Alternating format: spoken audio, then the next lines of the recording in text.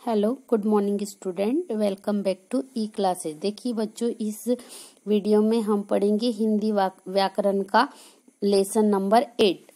क्या इसका नाम क्या है? कारक। तो देखिए बच्चों, कारक के बारे में हम जानेंगे क्या होता है कारक। तो देखिए बच्चों, संज्ञा या सर्वनाम के जिस रूप से उसका संबंध वाक्य के अन्य शब्दों के साथ जाना जाता है उसे कारक कहते। देखिए बच्चों, क्या संज्ञा, आप सभी जानते हैं कि संज्ञा क्या होता है, और सर्वनाम। तो संज्ञा या सर्वनाम के जिस रूप से उसका संबंध वाक्य के अन्य शब्दों के साथ जाना जाता है उसे क्या कहते हैं? कारक। कारक की स्पष्टता के लिए संज्ञा या सर्वनाम के साथ जो शब्द प्रयुक्त होते हैं वे कारक चिन्ह कहलाते हैं। तो देखिए बच्चों, ये कारक चिन्ह ही कारकों की विभक्ति या परसर्ग कहलाते हैं। इनसे वाक्य पूर्ण और स्पष्ट हो जाते हैं। निम्नलिखित वाक्यों को पढ़िए और समझिए।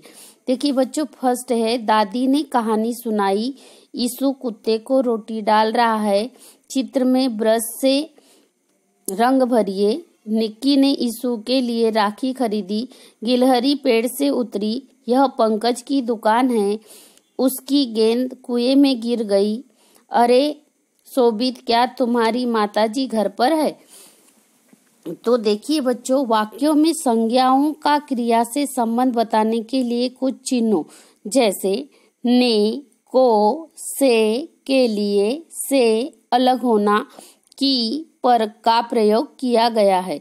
इन्हें परसर्ग या कारक चिन्ह या विभक्ति चिन्ह कहा जाता है। कभी कभी कुछ वाक्यों में कुछ शब्दों के साथ परसर्गों का प्रयोग नहीं होता। जैसे दादी कहानी सुनाती है, तो दादी ने कहानी सुनाई नहीं, जैसे दादी कहानी सुनाती है। इसमें दादी और कहानी के साथ परसर्ग का प्रयोग नहीं हुआ है। तो देखिए बच्चों, कारक के भेद। कारक के भेद कितने होते हैं? तो देखिए, संज्ञा या सर्वनाम शब्दों का क्रिया के साथ संबंध अनेक रूपों में होता है। इसके आधार पर भी इस कारक जो रहते हैं वो भिन्न भिन्न प्रकार के होते हैं, यानी अलग अलग टाइप के। कारक के कितने भेद होते हैं? 8। तो देखिए बच्चों, कारक के भेद के अनुसार कारकों के चिन्ह निश्चित है। इन चिन्हों को विभक्ति कहते हैं। तो देखिए बच्चों, ये विभक्ति जो आपको दी है ये पूरी आपको लर्न करनी है। तो देखिए कारक कौन कौन से है, विभक्ति और उदाहरण। तो देखिए कारक क्या है? कर्ता ने कर्म को करण से के द्वारा, संप्रदान के लिए को, आपादान से यानी अलग होना, संबंध का, के, की, रा, रे, री, अधिकरण, पर में, संबोधन, हे, अरे आदि। तो देखिए बच्चों, यहाँ पर इस चार्ट में इसके एग्जाम्पल भी दिए गए हैं। तो देखिए बच्चों, इसके बाद पढ़ेंगे हम सबसे फर्स्ट कर्ता कारक। तो कर्ता कारक क्या होता है ये देखेंगे। शब्द के जिस रूप से क्रिया करने वाले का पता चलता है, यानी जो कर्ता होता है, यानी जो कार्य करता है उसको बोलते हैं, उसे कर्ता कारक कहते हैं।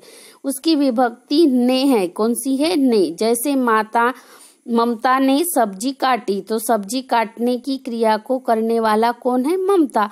अतः यहाँ पर ममता शब्द जो होगा वो क्या होगा? कर्ता कारक। तो देखिए बच्चों, वर्तमान और भविष्यत काल में कर्ता के साथ ने विभक्ति चिन्ह का लोप हो जाता है, यानी विलुप्त हो जाती है। जैसे सलमा गाना गाती है, बच्चा दूध पिएगा। प्रथम वाक्य की क्रिया वर्तमान काल में तथा दूसरे वाक्य की क्रिया भविष्यत काल में है। अतः सलमा और बच्चा कर्ता शब्दों के साथ ने का प्रयोग नहीं किया गया है। देखिए बच्चों, ये हो गया कर्ता कारक। इसके बाद देखिए कर्म कारक। कर्म कारक क्या है? वाक्य में क्रिया का फल कर्ता के अतिरिक्त जिन संज्ञा व सर्वनाम शब्दों पर पड़ता है उसे कर्म कारक कहते हैं। क्या कहते हैं? देखिए फिर से, वाक्य है अगर कोई, उसमें क्रिया का फल, क्रिया यानी जाती है, खाती है, उसका फल कर्ता के अतिरिक्त संज्ञा या सर्वनाम शब्द पर पड़ता है उसे कर्म कारक कहते हैं। इस विभक्ति चिन्ह को है। इसकी विभक्ति चिन्ह क्या है? को। जैसे माँ ने बच्चे को दूध पिलाया, यहाँ पिलाया क्रिया का प्रभाव बच्चे पर पड़ रहा है, अतः बच्चे को में कर्म कारक है। बच्चा जो है वो को जो है वो क्या है? कर्म कारक है। हिंदी में कर्म कारक यहाँ पिलाया क्रिया का प्रभाव बच्चे पर पड़ रहा है, अतः बच्चे को में कर्म कारक है। हिंदी में कर्म कारक का प्रयोग को के बिना भी किया जाता है, जैसे बच्चे विद्यालय जाएंगे, कविता निबंध लिखती है। अब देखिए बच्चों, थर्ड है करण कारक। जिस साधन या माध्यम द्वारा कर्ता क्रिया करता है उसे करण कारक कहते हैं। इस विभक्ति चिन्ह से अथवा के द्वारा है, जैसे रेखा ने पेंसिल से चित्र बनाया, यह पत्र कर्मचारी द्वारा भिजवा दो, उसके हाथ संदेश भिजवाइए। उपर्युक्त वाक्यों में पेंसिल से कर्मचारियों के द्वारा और हाथ करण कारक है। पहले दो वाक्यों में से और के द्वारा विभक्तियों का प्रयोग हुआ है। तीसरे वाक्य में विभक्ति का लोप है यानी नहीं है। तो देखिए बच्चों, चौथा है संप्रदाय कारक। कर्ता द्वारा जिसके लिए कुछ किया जाए, कर्ता समझ में आ गया आपको? कर्ता द्वारा जिसके लिए कुछ किया जाए या जिसे कुछ दिया जाए उसमें संप्रदान कारक होता है। इसका विभक्ति चिन्ह के लिए या को है। तो जैसे विकास गुरुजी के लिए उपहार लाया, यानी इसकी विभक्ति क्या है? के लिए। और दूसरा है को। तो देखिए बच्चों, निक्की ने भूखे को खाना दिया।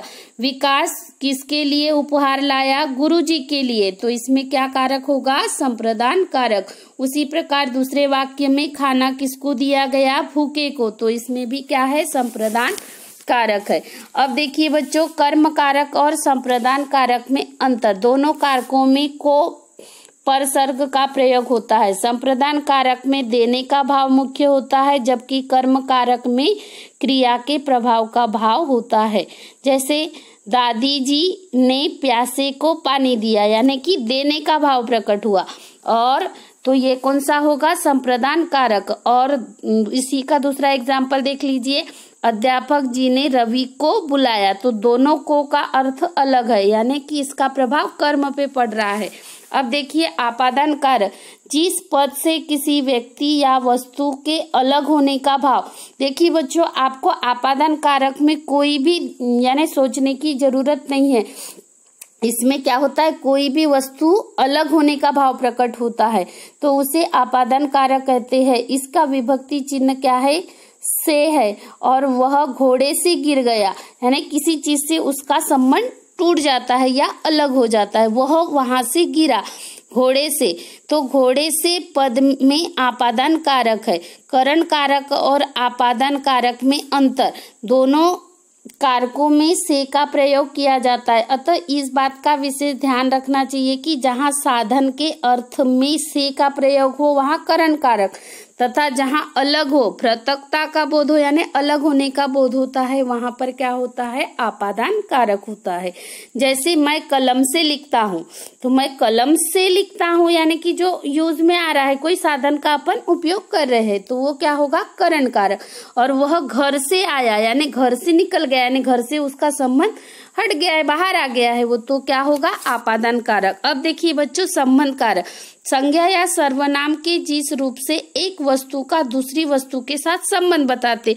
ये तो बिल्कुल सिंपल है, क्योंकि संबंध का मतलब ही होता है हमारा कोई संबंधी हो या कुछ जुड़ा हुआ है ना? तो इसे क्या कहेंगे? संबंध कारक। जैसे इसकी विभक्ति के लिए का, के, की, रा, रे, री, ना, ने, नी है। जैसे मैं मदन के घर नहीं जाऊंगा। मेरी बहन परीक्षा में उत्तीर्ण प्रथम आई या उत्तीर्ण हो गई। तुम्हारी पुस्तक कौन सी है? उपर्युक्त वाक्यों में मदन का संबंध घर से, मेरी बहन से तथा तुम्हारी पुस्तक से है, इसीलिए मदन के, मेरी, तुम्हारी पदों में संबंध कारक है। लास्ट है अधिकरण कारक, सातवां। संज्ञा के जिस रूप से क्रिया के आधार पर समय तथा स्थान आदि का पता चलता है उसे अधिकरण कारक कहते हैं। इसकी विभक्ति चिन्ह में तथा पर है। जैसे बंदर छत पर बैठा है, अंजलि घर में है। बंदर कहाँ बैठा है? छत पर, अतः इस पद में अधिकरण कारक है। इस प्रकार घर में भी अधिकरण कारक है। अब देखिए बच्चों, संबोधन कारक। संज्ञा या सर्वनाम के जिस रूप से किसी को संबोधित किया जाए वो संबोधन कारक। जैसे अरे ईशान तुम कब आए?